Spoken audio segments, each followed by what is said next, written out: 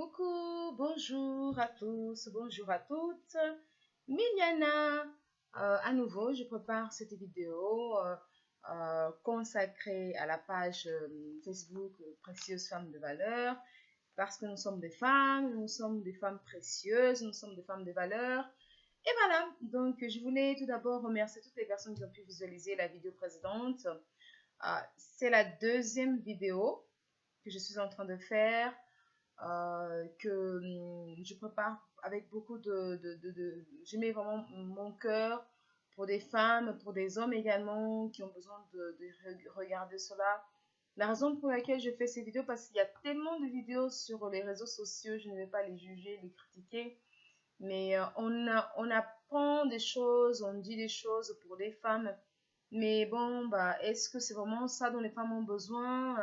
Je sais pas, hein, c'est juste une question, je ne sais pas, ne me lapidez pas de mots, s'il vous plaît. C'est juste un point d'interrogation, les livres qui sortent sur les femmes, les,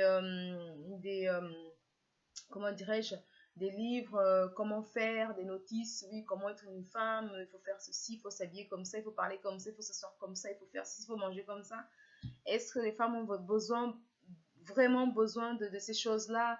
Point d'interrogation. J'en sais rien. Je ne suis pas là pour critiquer, je ne suis pas là pour juger. Je suis là uniquement pour apporter ma pierre à l'édifice. Cette femme qui va regarder cette vidéo, qui va être satisfaite, qui va apprendre des choses, tant mieux, gloire à Dieu. Cet homme qui va regarder, va écouter ce que je vais dire et qui va apprendre pour l'appliquer pour sa famille, pour sa femme, pour ses sœurs, frères, soit cousines, mais pourquoi pas aussi des hommes de son entourage. Gloire à Dieu également. Donc, je suis chrétienne et je fais des vidéos exclusivement pour la vie, pour ceux qui veulent connaître, tisser une relation avec Dieu, ceux qui ne savent pas, qui veulent savoir. D'ailleurs, je reste à votre disposition. Envoyez-moi des messages inbox, des témoignages, des questions à poser. N'hésitez vraiment pas. On va essayer de répondre avec beaucoup de maturité, sans juger, sans pointer du doigt. Bien évidemment, toujours en anonymat. Je voulais remercier toutes les personnes qui ont visualisé la vidéo précédente, qui ont laissé des commentaires, qui ont liké, ceux qui ont partagé aussi. N'hésitez pas à partager si vous avez quelqu'un qui est en train de traverser par une situation que vous voyez abordée dans les vidéos. N'hésitez vraiment pas. Le but, c'est donc celui-là, de pouvoir partager, d'en parler avec le plus grand nombre. Ok? Donc, voilà, Valou, nous allons commencer. Nous allons commencer par une petite louange, ok? Parce que c'est comme ça que ça se passe. C'est comme ça que ça se passe. Jéhovah est ton nom. Jéhovah est ton nom. Jéhovah est ton nom. Jéhovah est son nom. Jéhovah est son nom. Jéhovah est son nom. Oh. Puissant guerrier, fort dans le combat, Jéhovah est son nom. Puissant guerrier, fort dans ton combat, Jéhovah est son nom. Jéhovah est son nom. Jéhovah est son nom. Jéhovah est son nom. Emmanuel est son nom. Emmanuel est son nom. Emmanuel est son nom. El Shaddai est son nom. El Shaddai son nom. El Shaddai est son nom. El Shaddai est son nom. Oh, oh. Jéhovah est ton nom. Jéhovah est ton nom. Jéhovah est ton nom. Seigneur Dieu, je remets ce moment, cet enseignement entre tes mains, Papa, afin que les gens qui vont l'écouter, qui vont regarder cette vidéo soient donc exhortés, qu'ils puissent être fortifiés, qu'ils puissent en tirer un enseignement, Papa, qui est constructif, qui n'a pas pour objectif de pointer du doigt, de critiquer, mais Seigneur Dieu, de t'élever avant toute chose, Père éternel, que ce ne soit pas moi à parler, mais que ce soit toi, Seigneur Dieu. Je te bénis, je te rends gloire et louange, Père éternel. Nous avons ainsi prié. Amen, amen, amen, amen. Voilà, Walou. Donc, nous allons commencer. Alors, je n'étais pas censée faire cette vidéo là. Mais en fait, les circonstances m'ont un peu poussée, en fait. J'avais vraiment envie depuis quelques jours, depuis un petit moment de faire. Je suis en train de finir la lecture de quelques livres parce que je me prépare pour participer à des conférences sur lesquelles j'ai été invitée pour intervenir dans le cadre de l'estime de soi, la femme et l'estime de soi, la valorisation de la femme, et aussi comment gérer ses finances, comment stabiliser, gérer les finances, etc. Donc, de toute façon, vous allez voir, je vais laisser des flyers, publier quelque chose là-dessus. Donc, et je pensais, au fur et à mesure que je lisais un livre, je réfléchissais, puis quelque chose me dit non, vas-y, fais la vidéo. Donc, je vais essayer de faire une vidéo courte. Je ne vais pas compter les 6 premières minutes parce que c'était la louange, la présentation. Enfin, je compte avec la louange, je ne compte pas avec la présentation, etc. Et là, les 7 petites minutes où je suis en train de parler, s'il vous plaît, pardonnez-moi. Voilà, bah écoutez, je vais intituler cette vidéo Construis ton monde, femme, construis ton monde, construis ton univers. C'est la deuxième partie. Je vais faire la continuité parce que c'est toujours dans le cadre de la femme, comment se construire, comment bâtir son univers, comment bâtir sa personnalité, comment construire sa plus-value, ce qui est unique à la femme, ce qui est sa féminité en fait. Ok? J'aimerais que nous puissions lire 1 Corinthiens 12, 1. Ok, 1 Corinthiens 12, 1. Ceux qui ont une Bible, lisez, ouvrez votre Bible, prenez la Bible, ouvrez, s'il vous plaît. Si vous pouvez, faites-le. Ce n'est pas un commandement, je ne commande personne. C'est juste un conseil. Ça peut être intéressant. Ouvrez la Bible et pour comparer, peut-être que je suis en train de dire des choses qui ne sont pas vraies. Et que vous allez comparer votre Bible, vous allez voir que non, ce qu'il est en train de dire est vrai ou ne pas, ou pas vrai. Donc, je vais vous inviter à lire dans 1 Corinthiens 12, verset 1. Et ça parle sur l'ignorance, ok? Parce que nous vivons parfois en croyant que nous savons tout, que nous vivons dans ce qui est droit, nous sommes intelligents, nous savons tout, alors que ce n'est pas forcément le cas, hein? Donc là, nous allons lire un peu ce que la Bible dit sur le fait d'être ignorant ou pas. Qu'est-ce que c'est qu'être ignorant? Sachant que lors de la dernière vidéo, on a parlé sur Romains 12, 2, sur le renouvellement de l'intelligence. Là, donc, c'est à Corinthiens 12, 1, qui dit ceci. Ok. En ce qui concerne les réalités spirituelles, je ne veux pas, frères et sœurs, que vous soyez dans l'ignorance. En ce qui concerne les réalités spirituelles, je ne veux pas, frères et sœurs, que vous soyez dans l'ignorance. Ah, oui, il ne faut pas que nous soyons dans l'ignorance. Donc voilà, c'est donc le premier verset sur lequel nous allons nous appuyer. Je vais lire un deuxième verset donc dans Proverbe 1, 7. Ok? Un Proverbe 1, 7 qui nous dit ceci. La connaissance commence par la crainte de l'Éternel. Pour ceux qui ne savent pas ce que l'Éternel, c'est Dieu. Il faut être fou pour mépriser la sagesse et l'instruction. Ce n'est pas moi qui l'invente, c'est pour ça que je dis ouvrez vos Bibles ou bien allez sur Internet, fouillez sur Google et tapez 1 Corinthiens, on a vu tout à l'heure 1 Corinthiens 12, 1 sur l'ignorance et là, Proverbe 1, 7. La connaissance commence par la crainte de l'Éternel. J'aime beaucoup ce verset par ailleurs. Il faut être fou pour mépriser la sagesse et l'instruction. Ok? Je voudrais parler de ça parce qu'au fur et à mesure que je lisais le livre et tout, je réfléchissais, je pensais. Je me disais que les femmes ont tendance à être trop naïves dans la vie. On a tendance à être trop naïves. Non pas que la naïveté soit mauvais en soi, parce que je définirais la naïveté comme l'absence de mal. La naïveté, moi, je la définirais comme l'absence de mal. Je suis naïve, j'ai l'absence de mal. C'est-à-dire, Je ne suis pas là en train de cogiter, je vais faire du mal à quelqu'un, je vais faire du mal. Mais le problème, c'est que lorsque nous sommes naïfs, mesdames, c'est que les gens profitent de notre naïveté, ils font n'importe quoi. Voilà, ils font trop n'importe quoi, ils profitent de notre bonté, ils profitent de tout. Donc, il faut faire très attention partout où nous allons, faire très attention.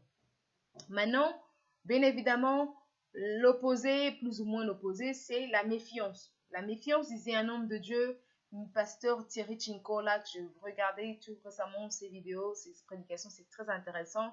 Il disait une chose que je trouvais très intéressante, pardon. Il disait ceci, la méfiance n'est pas un don. La méfiance n'est pas du tout un don. Il ne faut pas non plus être là, vous êtes là, oh, je me méfie de ça. Vous êtes tout le temps en train de vous méfier des choses. Ce n'est pas l'idéal non plus. Il ne faut pas se méfier des gens juste comme ça. Il faut vivre avec les gens avec sincérité, mais vivons avec, avec précaution et surtout ne pas rester dans l'ignorance et toujours être assez intelligente, avoir la connaissance, la sagesse pour discerner les situations, les choses. Ok? Et pourquoi je dis ça? Parce que je lisais vraiment. Le livre, c'est parler des abus sexuels. C'est dans le cas d'une campagne sur laquelle je travaille. Je me disais, bon, effectivement, c'est que les femmes se font beaucoup avoir par les hommes, politiques, des personnes très proches, des cousins, des oncles. Et parfois, quand ça va vraiment dans des cas graves, ça peut même les parents et des supérieurs hiérarchiques, que ce soit au travail, dans le cas d'une association où nous sommes membres, ou même dans les églises, malheureusement, quand vous avez un frère qui vous dit, ma soeur, je rêvais de vous, là, ça me fait penser à notre pasteur qui a prêché sur ça tout récemment, et que vous dit, j'ai trouvé que c'était très drôle, c'était vraiment très intéressant ce qu'il disait, effectivement. Quelqu'un vient et vous dit, j'ai rêvé de toi, donc tu es forcément la femme de ma vie, j'ai rêvé de toi, tu es l'homme de ma vie, Dieu m'a révélé. Vous savez une chose, lorsque quelqu'un a une révélation de Dieu, je vous assure, l'autre partie aussi a une révélation de Dieu. Dieu ne va jamais faire qu'une personne, ça dépend après des situations. Mais quand ça implique votre vie, Dieu ne va pas dire, oui, écoute, toi, cette femme-là, c'est la femme de ta vie, va lui dire non. Ça peut arriver effectivement que Dieu révèle à quelqu'un que c'est la femme de ma vie, c'est l'homme de ma vie, mais s'il n'a pas, il va vous donner aussi cette conviction. Il va vraiment vous donner cette conviction. Je ne vais pas rentrer dans le détail parce qu'après, il y a tout un tas de choses à voir dedans, mais il faut faire très attention. Ou lorsque j'étais dans une église, et puis un pasteur qui dit, j'ai dû on va dire, j'ai dû en fait chasser, on va dire voilà, clairement, j'ai dû chasser tel et tel, celui qui se disait pasteur, parce que il s'amusait à toucher les seins des sœurs. Oui, je vais te guérir, tu as un cancer de sein, je vais te guérir. Mets-toi, enlève le haut, enlève le, voilà, et je te touche les seins, je te masse les seins, parce que c'est comme ça que tu vas avoir la guérison. Et il faut se poser des questions, mes sœurs, hein. Posons-nous des questions là-dessus. Soyons intelligents à ce niveau-là, hein. Soyons intelligents à ce niveau-là. Même j'avais entendu des histoires, le pasteur il dit à la sœur, viens, allonge-toi, enlève tes habits, je vais te laver pour que tu sois, pour que tu sois guéri ou sois béni. Et puis elle est là en train de se faire laver par le pasteur. Moi je demandais, ma soeur, tu sais pas prendre ta douche toute seule? Tu sais pas prendre ta douche toute seule? Tu as besoin qu'un homme de Dieu ou un pasteur vienne te donner ou te faire prendre une douche. Ce n'est pas uniquement les pasteurs, c'est les prêtres également. Quand vous laissez, il faut faire très attention avec qui vous laissez vos enfants, mesdames. Avec qui vous laissez vos enfants, ils sont à bas âge. Il faut faire très attention, nous ne savons pas avec qui nous avons affaire. Le cœur de l'homme est tellement dépourvu de sens parfois. Faire très attention. Avant de faire une chose, nous devons réfléchir. Jeune fille, tu n'as pas besoin de prouver à un homme que tu l'aimes en couchant avec lui. D'ailleurs, je vais te dire une chose, j'avais dit à la vidéo précédente, la femme ne prouve pas qu'elle aime un homme, c'est l'homme qui doit prouver qu'il aime une femme. Comment? À la femme, elle prouve comment? En faisant des petites attentions, un petit cadeau ici, un petit cadeau là. En fait, en faisant un petit ménage, voilà. En fait, des petites attentions comme ça, c'est déjà beaucoup pour un homme, d'une femme envers lui. Des cadeaux, je sais pas. Et de la part d'un homme, c'est effectivement de le faire vraiment comprendre combien il l'aime en fait.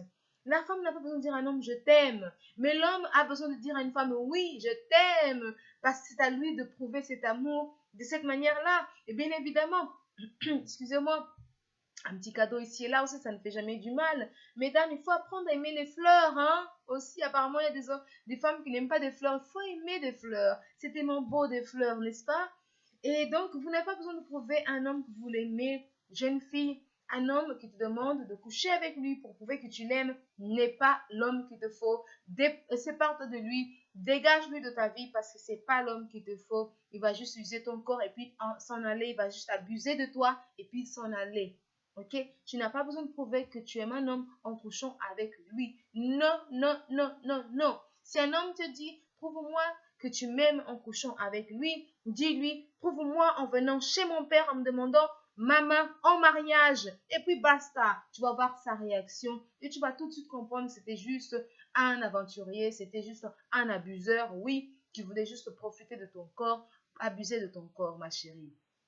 Donc, ne fais pas ça, ok? Il faut se méfier. D'ailleurs, je voulais parler aussi d'une chose, c'était par rapport au rapport au travail. Par exemple, toujours dans la construction de son monde au travail, et notre pasteur avait prêché là-dessus aussi. Je trouve que c'était très, très intéressant ce qu'il disait sur les caractères, les personnalités de chacun, mélancolique, colérique, flegmatique. Et puis, il y avait également, je sais pas, j'ai oublié un. Alors, c'était colérique, flegmatique. J'ai oublié, mais bon, bref, c'est pas grave. Il y a 4 sortes de types de personnalités. Mélancolique, flegmatique, colérique, et puis il y a un autre, c'est sanguin, voilà, je me suis rappelé des 4, sanguin. Donc en fonction des caractères de chacun, que ce soit quelqu'un plutôt doux, plutôt calme et plutôt agité, très excentrique, voilà, il faut savoir comment s'adapter. Donc au travail, vous devez discerner le caractère de chacun, même à la maison, dans la famille, discerner le caractère de chacun. Et en fonction de ça, mesdames, soyons sages, il faut que nous sachions, nous soyons capables de pouvoir faire face à tel et tel caractère, à telle et telle personne. Ok? Aujourd'hui, je vais dépasser un peu plus. Ouh là là, je ne voulais pas du tout, mais bon, j'espère que vous allez pouvoir quand même aimer la vidéo que je suis en train de préparer avec beaucoup d'amour. Je voulais qu'on lise également 1 Corinthiens 6 à partir du verset 12. Ok? 1 Corinthiens à partir du verset 12. 1 Corinthiens 6 à partir du verset 12. Ok, qui me dit ceci, qui nous dit ceci. Tout m'est permis, mais tout n'est pas utile. Tout m'est permis, mais je ne me laisserai pas dominer par quoi que ce soit. Les aliments sont pour le ventre et le ventre pour les aliments, et Dieu détruira l'un comme les autres, pardon. Mais le corps n'est pas pour l'immoralité sexuelle. Il est pour le Seigneur, et le Seigneur est pour le corps. Or, Dieu qui a ressuscité le Seigneur, Jésus, excusez-moi, nous ressuscitera aussi par sa puissance. Ne savez-vous pas que vos corps sont les membres de Christ? Prendrais-je les membres de Christ pour en faire les membres d'une prostituée? Certainement pas. Ne savez-vous pas que celui qui s'unit à la prostituée a un seul corps avec elle? En effet, il est dit, les deux ne feront qu'un. Mais celui qui s'unit au Seigneur est un seul esprit avec lui. Fouillez l'immoralité sexuelle. Tout autre péché qu'un homme commet est extérieur à son corps, mais celui qui se livre à l'immoralité sexuelle pêche contre son propre corps. Ne le savez-vous pas? Votre corps est le temple du Saint-Esprit qui est en vous et que vous avez reçu de Dieu. Vous ne vous appartenez pas à vous-même, car vous avez été rachetés à un grand prix. Rendez gloire donc à Dieu dans votre corps et dans votre esprit qui appartiennent à Dieu. Je parlais avec une jeune fille, si elle va voir cette vidéo, elle va se reconnaître. Elle me posait la question, oui, mais est-ce qu'il y a une partie de la Bible qui parle sur la sexualité et tout, et tout, et tout, et tout? Oui. J'ai dit oui. J'ai tout de suite ouvert 1 Corinthiens 6, 12. Et nous avons commencé à lire ensemble. J'ai dit, tu rentres à la maison, lis Corinthiens. Si tu peux aussi, ouvre tout le livre de 1 Corinthiens, et lis un peu parce que je trouve que ce livre est très intéressant dans la mesure où il parle sur le comportement de l'homme, de chrétien, et parle également de tout ce qui est relation avec Dieu, relation sexuelle, relation entre frères et sœurs. Je trouve que c'est vraiment très intéressant de lire ce livre. Donc, 1 Corinthiens, ça peut être intéressant pour ceux qui sont intéressés à connaître un peu comment est la gestion, comment doit se faire la gestion de relations entre hommes, femmes, entre frères et sœurs en Christ, et ainsi de suite. Ok? Donc, mesdames, pour toutes celles qui disent oui, mais un homme, une femme peut coucher autant qu'elle veut, un homme peut coucher autant qu'elle veut, vous êtes dans le péché tout simplement. Vous êtes dans le péché tout simplement contre votre corps. Oui, mais mon corps, j'ai pas compris comment ça, mon corps ne m'appartient pas. Oui, mais ça m'appartient. Quand je me lève le matin, quand j'ai envie de marcher, ça m'appartient. Tu sais, ton corps ne t'appartient pas, non, parce que si Dieu décidait que tu devais mourir aujourd'hui, il ne ferait que tu meurs aujourd'hui.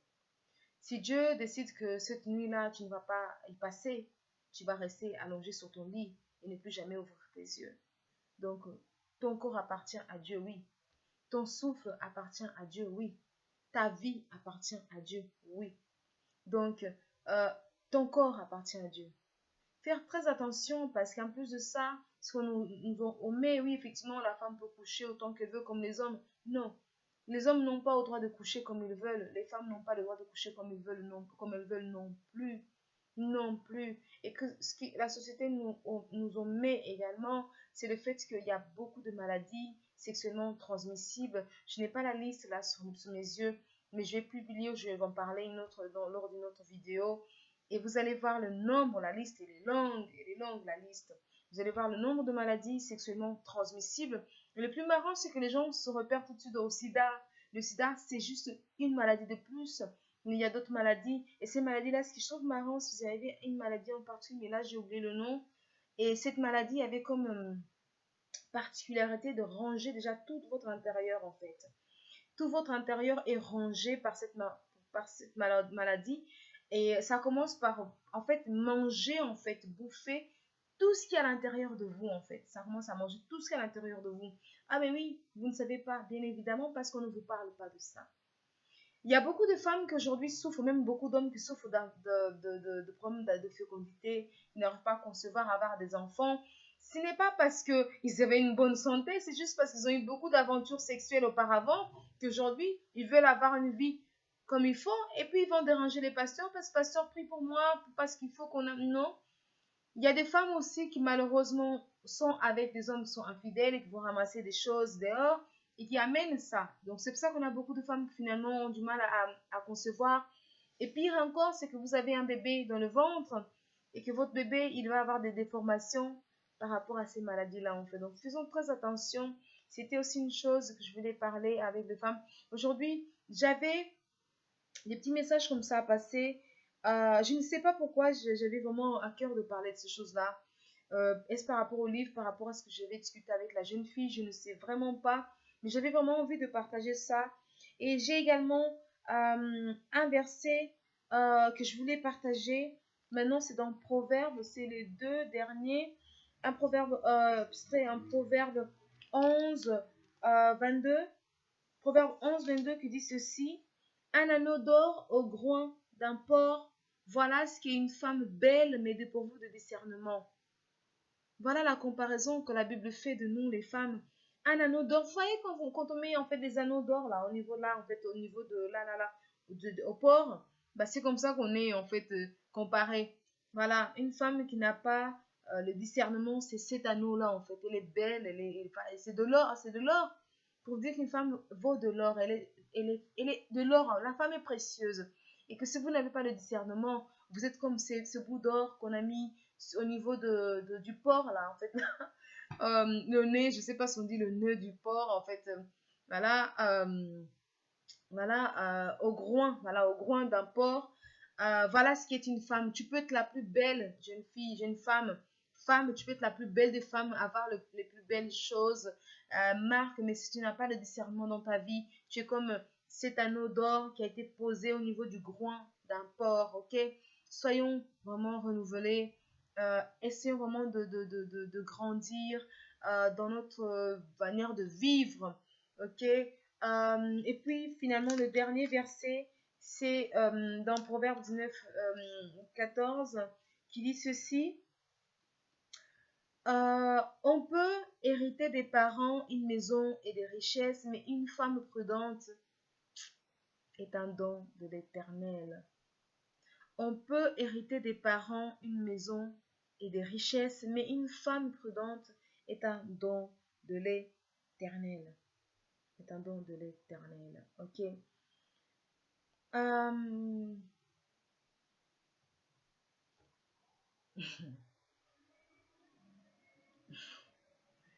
Oui, vous pouvez avoir tout ce que vous voulez. Tout ce que vous voulez. Mais si vous n'êtes pas intelligente, si vous n'êtes pas prudente, vous allez vivre des choses de votre vie que vous n'attendiez pas.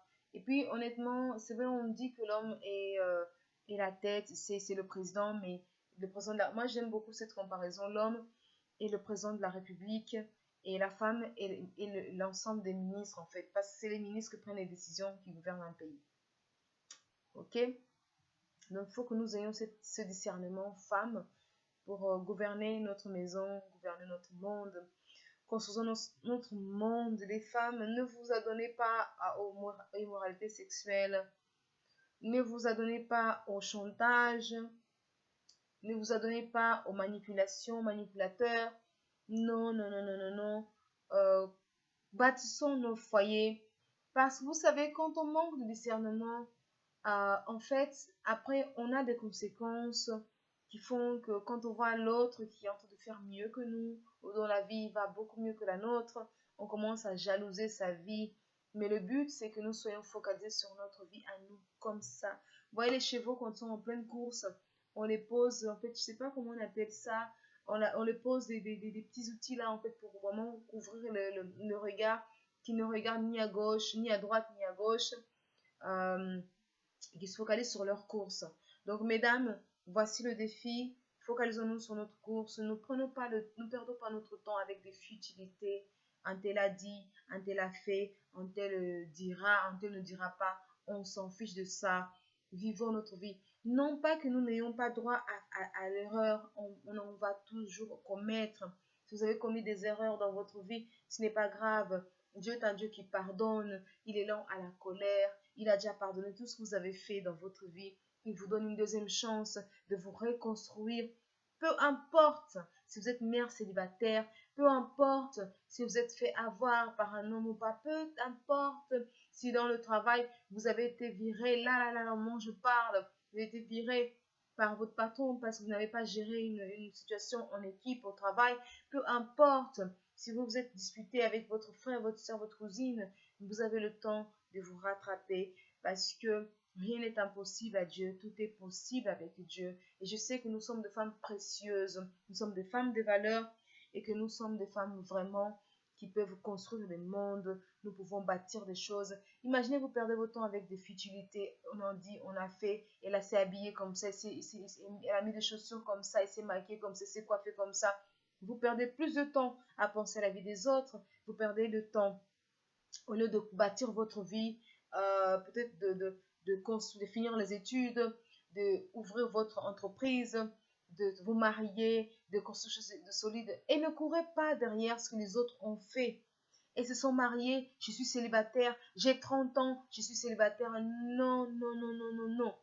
Non, non, non, non, non, non, non. Je ne dirai pas mon âge, mais je vais vous dire une chose. Le mariage vraiment n'est pas une priorité. C'est vrai, on a envie de nous marier, d'avoir des enfants. Et tout plus l'âge passe, si on a ces besoins-là, de se marier, d'avoir des enfants, c'est vrai. Mais j'ai d'autres priorités aussi. Avoir une vie professionnelle aussi épanouie. J'ai des projets également, par exemple, le projet pour les femmes dont elles sont victimes de violences de toutes sortes. Je veux que ça avance, que les femmes soient aussi protégées. Ok? Donc, c'était juste ce que j'avais à dire aujourd'hui. Aujourd'hui, on est passé à 30 minutes, toutes mes excuses. Donc, Seigneur Dieu, je te remercie pour ce qui a été dit, Père. Que cela puisse toucher des sœurs, que ça puisse toucher des frères. Père, nous te remercions. Donne-nous toujours le courage. Merci pour le souffle de vie. Merci pour la sagesse, pour le discernement que tu nous accordes. Au nom de Jésus-Christ, nous avons ainsi prié. Amen. Amen. Amen. Voilà. À très bientôt. À très bientôt. À très bientôt. Donc, nous soyons des femmes vertueuses, des femmes de feu. Et surtout, n'hésitez pas à partager. Parlez-en autour de vous. Et puis, nous sommes tous unis parce que Dieu est bon. Merci.